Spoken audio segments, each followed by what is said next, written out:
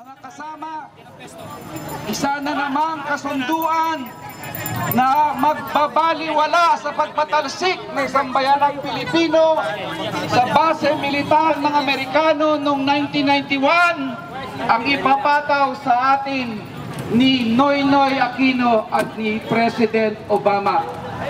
Ang kasunduang ito ay yuyurak sa ating soberenya, yuyurak sa ating karapatan, at ito'y magpapatindi sa kahirapang dinaranas natin ngayon. Ito'y magtatayo ng maraming base militar ng Amerikano sa loob ng mga kampo militar ng AFP, katulad ng Fort Magsaysay sa Nueva Ecija.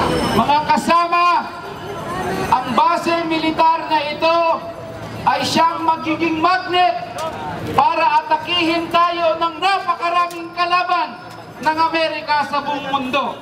Hindi po tayo kailanman papayag na sakupin tayo ng sinumang dayuhang kapangyarihan. Tayo po ay lalaban para sa ating kasarinlan. Ang sabi ni Gregorio del Pilar, tungkulin natin na ipagtanggol ang ating inang bayan at karangalan natin na mamatay para sa ating bayan. Kamatayan laban sa imperialismong US!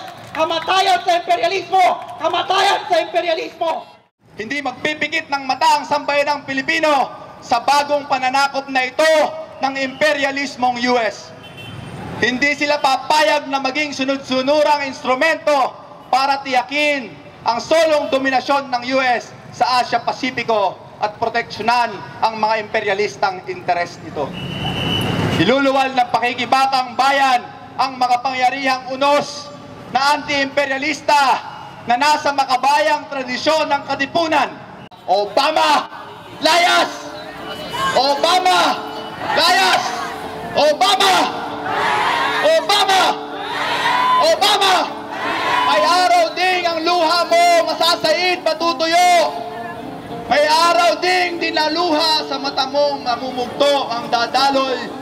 Kundi apoy, at apoy na kulay dugo.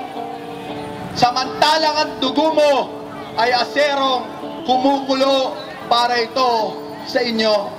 Para ito sa sambayanang hindi na magpapapi sa imperialismo.